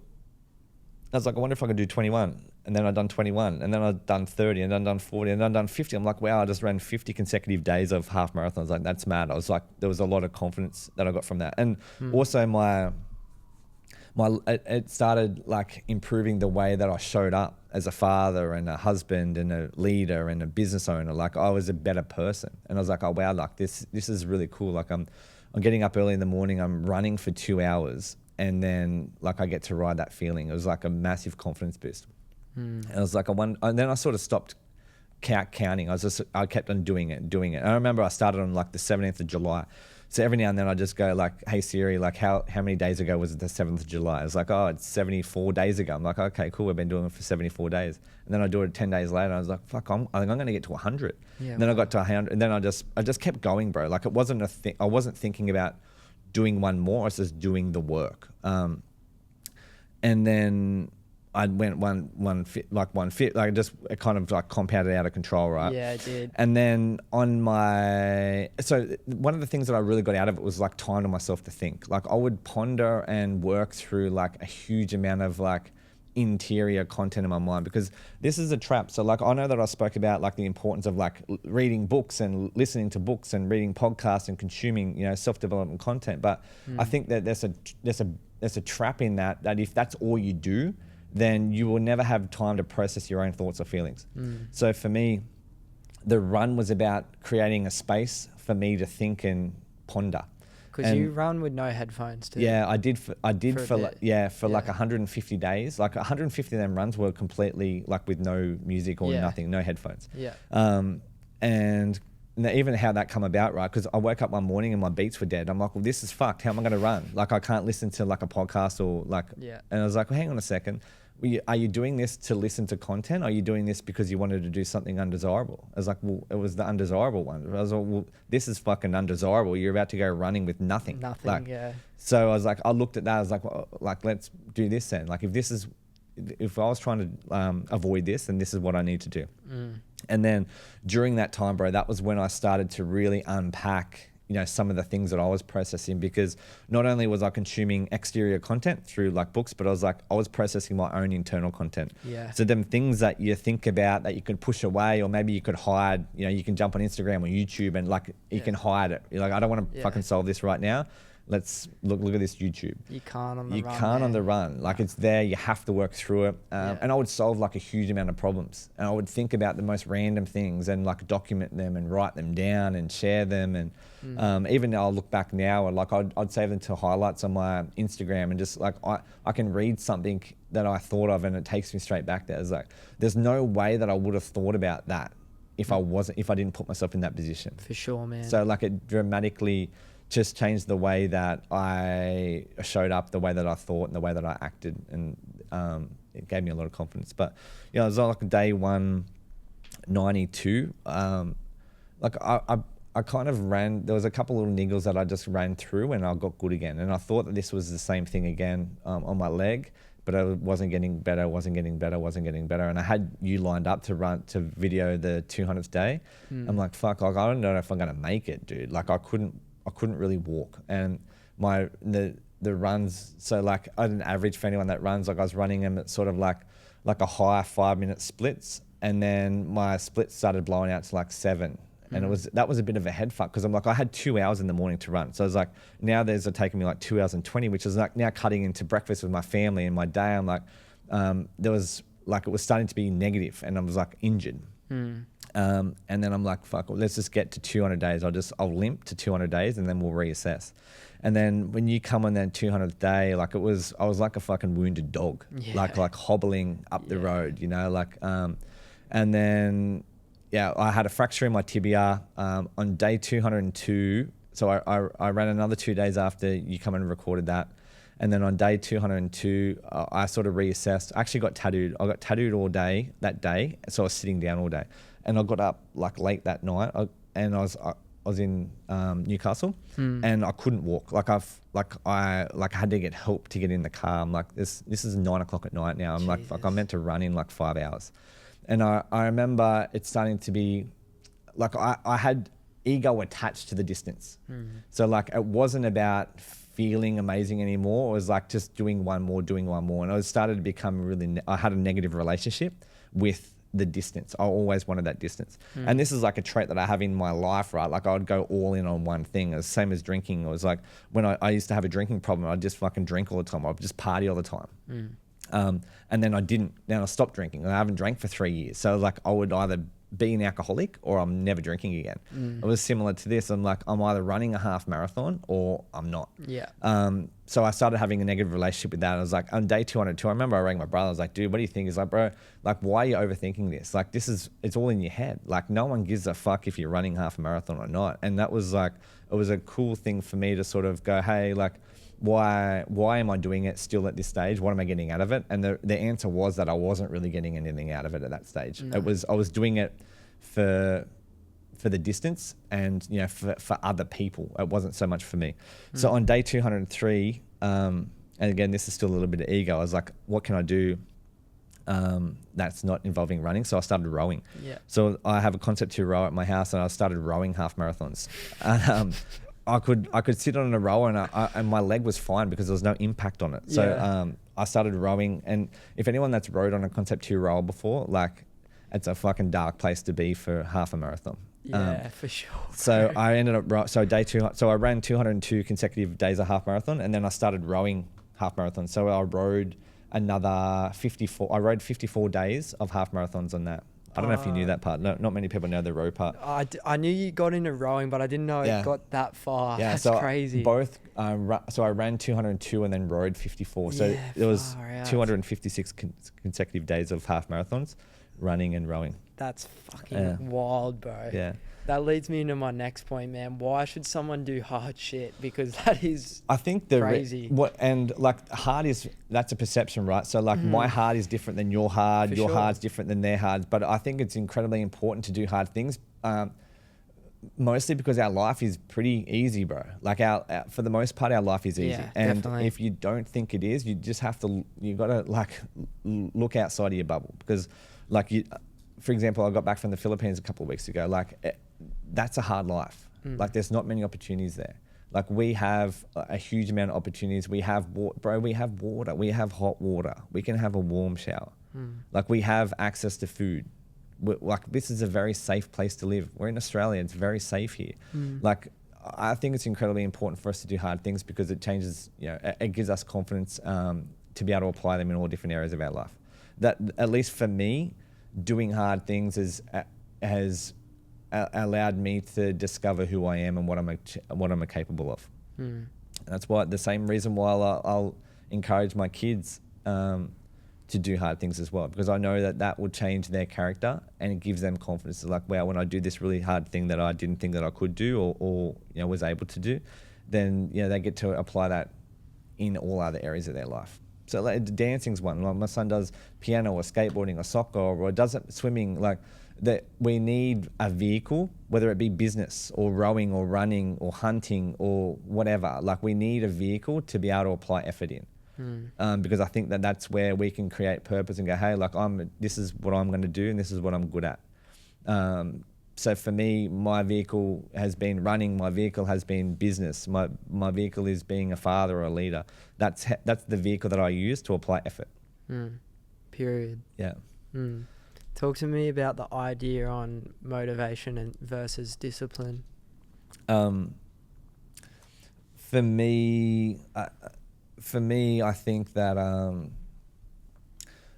motivation is like discipline is just a pattern.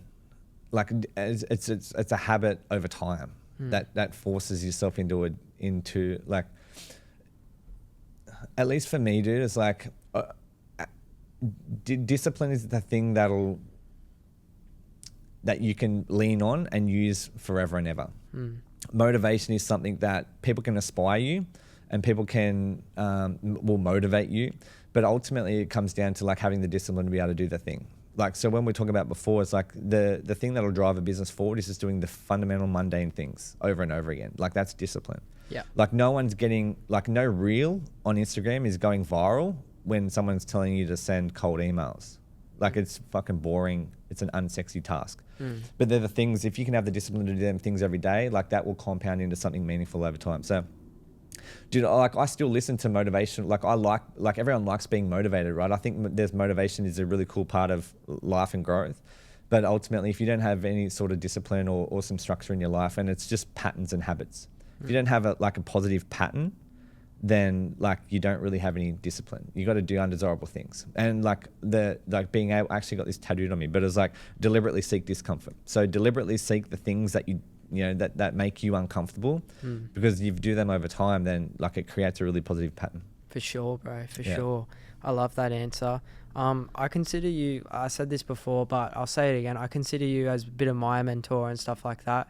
I want to touch upon who's your mentor, who's someone that said something to you upon your journey, because you're only really, if you think about it, you've been in business for what, 5-6 years? Like you've still got a lot to grow and learn. A huge amount. And I feel like too, like even that, like you don't need to have all the answers when you're 20. No. Like I didn't start business until I was like 33. Yeah, you know, and I had 4 kids, and like you can start business like there's no expiry. Like you're not going to run out of time.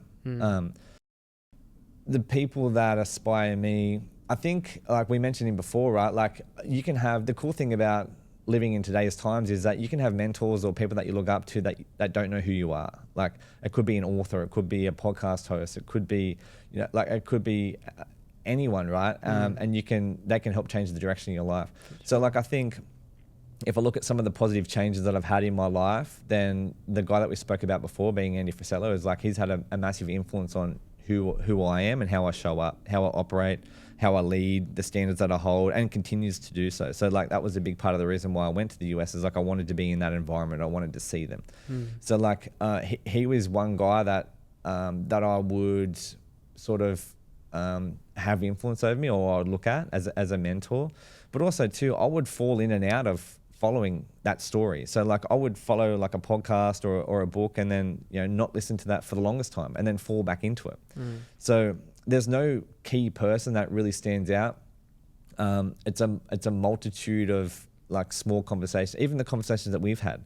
Like I can have a conversation with you that I get off the phone and I feel energized from it, right? Because it's just like, it's a positive interaction that you and I have had. We've created like a meaningful conversation that influences me, that inspires me. You tell me a story about, I remember when you told me you left, bro, like that fucking pumped me up. It's like, oh wow, like there's a little part of me feels like I helped in some small capacity, and that makes me feel good, right? So like that has influence over me. Like I want to do more of that. For sure. Yeah. Yeah, for sure. Okay. The importance of networking, how important is that when seeking business, or when even creating or starting up a business? How does someone network? Knocking on doors and making phone calls. Like that's what it really is, dude. Like it's where, like I live in Cessnock, right? It's a small community. There's not many people. Like there's definitely people that have amazing businesses there, but they're few and far between. So I remember it was like 4 years ago, I joined a networking group in Sydney purely just to try to interact with different people. People that were further down the road than me, were solving bigger problems than me, had far more success than what I had. And that's been a great part of my business and personal growth, is because I can have conversations with guys that have been in business for 20, 30 years, you know, that have done way more than what I have done. And the biggest thing that I've gotten out of that, dude, is that it gives me, again, talking about confidence, it gives me the confidence. I can talk to this guy that's got, you know, 30, 40 years worth of business experience and done way bigger things. And I was like, oh, wow, like that, I feel like I can do that. Like I just met the guy. Like I feel like I know who he is. I feel like you know, maybe there's things that he can do better than what I can, but maybe there's some things that I think I can do better than what he can. And it's like, it almost gives you this, like a sense of, like it's a feeling, is like, oh wow, like maybe I can be that guy as well. But also too, from a network, for the most part, dude, if you find people that are similar to you, they want to help each other out. For sure. And if I come across you, like we have come across each other, like I want, you know, to feed you work. I want you to win as well. So like if I can expose you to my network, if you can expose me to your network, for the most part, dude, like if you find yourself in a right group, everyone will sort of help each other. For sure. Yeah. Yeah, definitely. Talk to me now. We're at the latter stage of this podcast. Talk to me about your relationship with alcohol, and kind of how that experience has transitioned over the years and stuff. Because I know a lot of people listening now could definitely get something out of it. It's an inspiring story. Yeah. So again, it starts in coal mining, right? Like when I was in, it's a very blue collar industry. A lot of people drink. A lot of people, like, it's like what you do. You work hard and you drink. Yeah. You watch sports and like you sit in the shed and drink. Yeah. And there was a time there that I would drink after work every day, and like I had a negative relationship with alcohol. I would drink. Like I remember Odie, he's 5 now, but when he was first born, like one of his first words, like he would say, I was drinking till he's new. There was like a blue can on the beer. He would go, beer, beer, beer. I was really? Like, yeah, bro. And it was like, it was wild to me because I was like, wow, this is the environment my son is like saying beer, but he said beer before he said dad. So he would say like beer, beer, beer. I'm like, fuck, this is the environment that he's in. And like, this is normal for him. So it was that. so I wanted to change that, right? But at that stage, I didn't that pain wasn't enough for me to pull the trigger on it, because the alcohol for me was a place where I could hide. I was like, oh, I'm having a bad day, I'll drink. But alcohol is worse than that, because it's like, yeah, if you celebrate, especially in Australia, something good happens, you drink. Something bad happens, you drink. And then if something good or bad doesn't happen, you still fucking drink. It's hard. So it's like everyone's drinking. But when I left coal mining, and when I said to you that like I wasn't identified as a coal miner anymore, like I really wasn't, then I almost lost it. I detached also my relationship with alcohol as well. It's like, wow, like now I really can be the person that I think I can be. I would say to you that I wanted to do these things. I was like, hey, I want to build this business. I want to build this wealth. I want to do this successful thing. But then I would still go and get drunk. So I was like, well, what are you doing? When you talk about like the universe identifying if you're in an opportunity of growth, that is a perfect example to say no. I can't go and build, a team of 5,000 people if I'm getting blind drunk every weekend. Like you can't do it. You're not going to show up on Monday in a state that you're going to be able to solve them problems. Yeah, or that higher frequency state that you're not chasing that you said earlier. You're not going to be in that. Correct. State. Yeah, you're not going to be able to acquire it, bro, because you feel dusty. You're likely not going to run. You're certainly not going to run a half marathon every day. Yeah. So I was like, if I'm going to say I'm going to do all these things, then I have to follow it up with the actions, the correct actions in order to try to do that thing. So for me, it's like, I had a negative relationship with alcohol. I was a watered down version of myself. I was a watered down father. I was a watered down husband. I was like, I wanted to do all these amazing things, but I would still continue to, drink alcohol. And like alcohol for me is like, it just makes me lazy. Like I'm just less motivated. Like I have a few beers and just do nothing. And it's like, it's not fun, especially when you've got 4 young kids that want to play. It's like, I'm having a few beers, I'm going to watch the football. Like it's like, it's almost just a void. Like that's what people that don't have any hopes or dreams or trying to build something, like that's not who I felt like I was. So when I detached myself from alcohol, I never thought that I was like never going to drink again. Right. But what happened, actually, it was funny. It's an interesting story because on one of them business networking groups. Yeah, I was going to hope you told, this is a great story. So like I remember reading Goggins' book when I was in the coal mine, and he kept on talking about, and like most people would have heard him say this quote, right? It's like, be uncommon amongst uncommon people. And when I read that, I was like, it didn't really make sense. I could understand the theory behind it, but I couldn't conceptualize what it meant. And as mostly because I only surrounded myself with common people. Like there wasn't any sort of massive outliers in my circle. So I could be uncommon amongst common people, but I couldn't be uncommon amongst uncommon people. And then I went to a business networking group in Sydney, and I was surrounded by uncommon people that I didn't know, people that had very successful businesses, like very uncommon people, not only to me, but to the people inside that group as well. And I looked around and I was like, all these guys are drinking. I'm like, and this is like free alcohol, fucking dream state for me, right? I was fucking, I'll just drink whatever. Yeah. And I was like, I think this is it. This is my opportunity. I was like, this room is full of uncommon people and they're all doing the same thing. They're drinking. So if I don't drink, then I'm allowing myself to be uncommon amongst the uncommon. Bang. So that was like the last beer that I had like 3 years ago, bro. That's crazy. Hey? And then my life just dramatically improved after. Like my relationship with my wife was better. My relationship with my children was better. My business, my business just like boomed off the back of it because I was showing up in a really positive state to work, ready to serve, ready to create an amazing environment. And then like I said, it wasn't like, hey, I'm never going to drink again. But my life has improved so much that it would not make any sense at all for me to drink again. Like I don't envision a time that I would drink again right now. It's just because my life has improved so much without alcohol. Like I don't think about it anymore. And this is coming from someone, bro, that like I could not fathom not drinking again. Like I love drinking. I was a drunk. Like I love drinking so much I was a fucking alcoholic.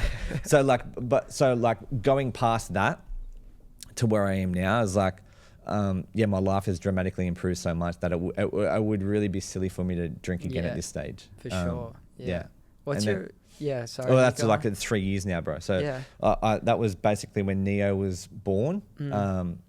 And he's 3 now. You so haven't looked back. Not at all. No, good on you. That's a great story. I want to get some of your advice to people listening, watching now that are thinking about dropping the beers and they just need a bit of bit of a push in the right direction coming from someone who has. Yeah. I think it's similar to the question that you asked me about like the 9 to 5 or someone that wants to work, is like try to like find out why, like do you have a bad relationship with alcohol? Are you a watered down version of yourself? Like if you're a watered down version of yourself with alcohol, then like you need to reassess as like what am I doing wrong? If it doesn't have any negative effect on you at all, and like there's plenty of people that like, if you want to drink. Like I've had like some of the most funnest times of my life drunk. Yeah. Right? Like there's times that, and I don't regret anything that I have had happen to me in my past, right? But for me, I'd moved past that season, and I find now that there's actually a really cool. I feel like there is a movement at the moment where there's a lot of young people that aren't drinking as much. Yeah, and it's not. I feel like it's a bit extreme, but like there's people out there. Sorry to cut you off, like that. Like it's gone, like the pendulum's just swung the other way, where like if you're going out having a few beers with your mates at my age, which is completely fine and normal, these people fucking put you in this box that you're a loser. Really? I'm like, bro, balance is everything, and this is like my relationship with alcohol. I'm not a big drinker. Like I'll have a few beers here and there. Yeah. And you know, it doesn't consume me. It doesn't take over my life. Yeah. And that's why I just find cringe that these other people, they go the other way, and it's like, don't tell me that having 2 beers on a Saturday night with my mates is going to, bro. No. Like, so sorry to cut you off. No. Like, I fully agree, because that's the same thing as like, because I don't drink doesn't mean that you shouldn't drink. You know, like it has like. But you don't push it down people's throats. No, not at all. No. These is what these people do, and it's just I think it's silly to do that. Like for me, it's because if you want to drink, like by me saying you shouldn't, like isn't gonna like. Yeah, like you might not have the same relationship with alcohol as what I did. Like I shouldn't drink. Like I had a negative relationship. Will that change in the future? I'm not sure. But for right now, like I can't imagine myself drinking again. Yeah. But I don't think that if you're a young person, or even if you're in your 30s or your 40s, if alcohol is a part of your life and it fits in, then like do that. Like I don't think that we all should do. Like I think there's like the misconception that like because one thing works for one person, then like everyone fucking should do it. Yeah. Like the ice bath or the morning routine. Like I'm someone that has like you know, something that I do every day, but I don't think that's for everyone. I don't think you should fucking run every single morning. I don't think you should row every single morning. I don't think you should never ever drink. I don't think you need to have a fucking ice bath in order to have a good day. Like they're just some things that work for some different people. Yeah. But yeah, for sure, bro. Like I think it's like if you have a bad relationship with alcohol, or alcohol is, you know, if you're a shitty person on it, then reassess things. Definitely. Like what can you do differently? But if not, then have fun. Like, dude, we're gonna die. So like the last thing I'd want someone to do is like not drink through their 20s. Yeah. And then like look back into their 30s and go, fuck, I wasted all my 20s. Yeah, for sure. That's like one thing that I try to remind myself all the time is like, dude, you're going to die. So like just charge whatever you do. Like party hard if you want to party hard. Work hard if you want to work hard. But find out whatever's for you. Yeah. And that's all it is. Balance, I think for 90% of like people out there, like balance is just everything. And that's why, like said before, I kind of got a bit triggered, but like there are people out there that like push down like an agenda down your throat that you should be doing this and this, and it's like, well, does that work for you? And if it does, do it. If all it the best. It's weird that would that I don't know, my generation's weird, man. It's one way or the other. It's really weird. Anyway, what's one thing you would tell your younger self? Is to the one thing I would tell, the first thing, like I had lots of them, but the first thing that comes to my head, dude, is like people, for the most part, people don't care about you, so you don't care about them. So like don't be influenced by what someone else might think of you, because like they don't care about you. So like if they don't care about you, why do you care what they think? What they're saying. So for me, like I think that definitely slowed me down, especially in my 20s. I was influenced by what other people might think of, you know, me doing the thing. So like I know it's tricky, but like post that reel, say that thing, you know, like be yourself, and like think less about how it's going to be perceived. If you feel good about it, then just push it out. I love that. Yeah. What holds you back? What holds me back? Capital. That's probably the only thing that holds me back right now is capital. So like all of it, like basically the last 18 months for me, dude, it's just been a massive investment of like all but every dollar that we've generated through all our businesses has gone back in building our software. So the thing that's holding me back right now is more capital to be able to, go faster. Is there anything though, like on a deeper level, like that holds you back? Potentially. So outside of capital, outside of business, I feel like if I could sit here long enough and think, I'm sure I could think of something. Like what has held me back previously has definitely been alcohol. That's held me back dramatically. Even before that, it was coal mining. That was holding me back. I'm just trying to think of something that sort of aligns with something like that. And look, there probably isn't. I'm sure there is. I definitely don't want to make it seem like like I'm all good, because there's definitely something holding me back. There's something holding everyone back, right? I think even this, like another thing that I just thought, the biggest thing that potentially holding me back is just education. So I just need to learn more things, right? Because even the stage that I'm at right now, like when I talk about like starting that new business and make mistakes, like I still need to do that. It's still important for me. It's still important for me to back myself. So I think the biggest thing that's holding me back right now is experience and education. So it's like learn more and do more. And when you do more, you get more experience. When you learn more, you're more educated. Then you can use that education to make different decisions. Execute. So, I think the biggest thing holding me back right now is potentially experience and education. And capital. God damn, capital. Yeah. I love this next question. I've asked it on every episode, and every answer has been different. So it's become a bit of a consistent question on my script now on my podcast.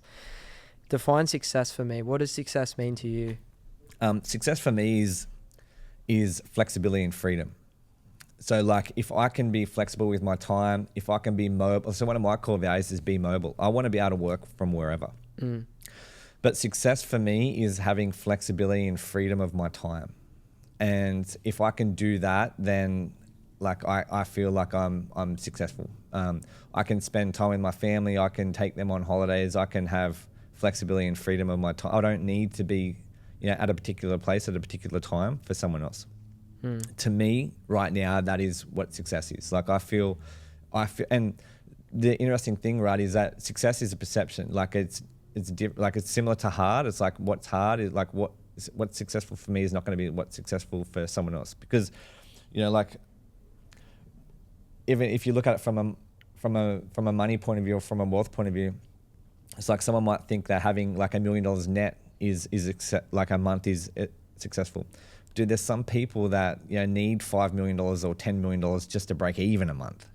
So there's so many different levels and perception of what success is. But for me, dude, it's flexibility and freedom of my time. Yeah, I'm super aligned to that. Yeah. I like that answer. Yeah, and that's why I ask it, because every answer that on the guests that I get on are different. Yeah. And it should be. Yeah, correct. Because what does success truly mean? No one really has a definition. Everyone's definition is different. Everyone's it's like and it should be. Yeah, it's not a sum, right? It's not 5 + 5. Like it's a perception. It's going to be different for everyone. And I also would anticipate that changes for me as I mature and change. So for sure, I think we go through different seasons. For me right now, it's flexibility and freedom. Love it. Yeah. You in one word. Big dog. Big dog. Me in one word.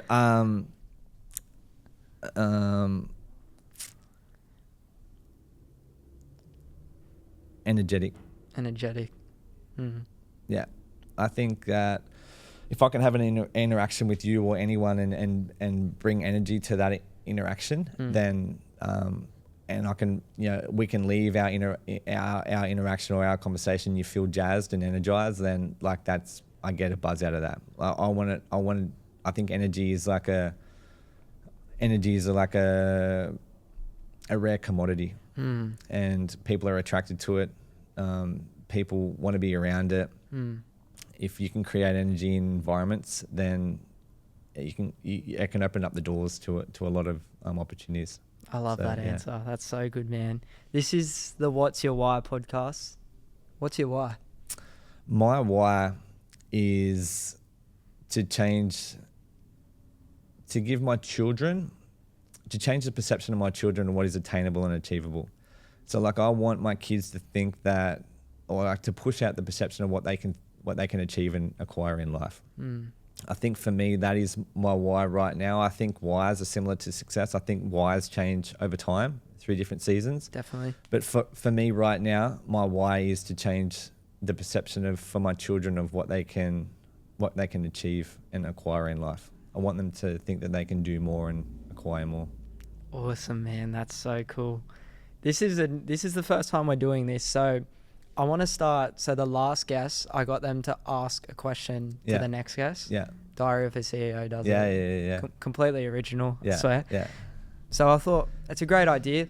Let's do it into my potty. So here's the question last episode's guest gave me. They said to ask you, what's one thing you can do today that you know will make you smile?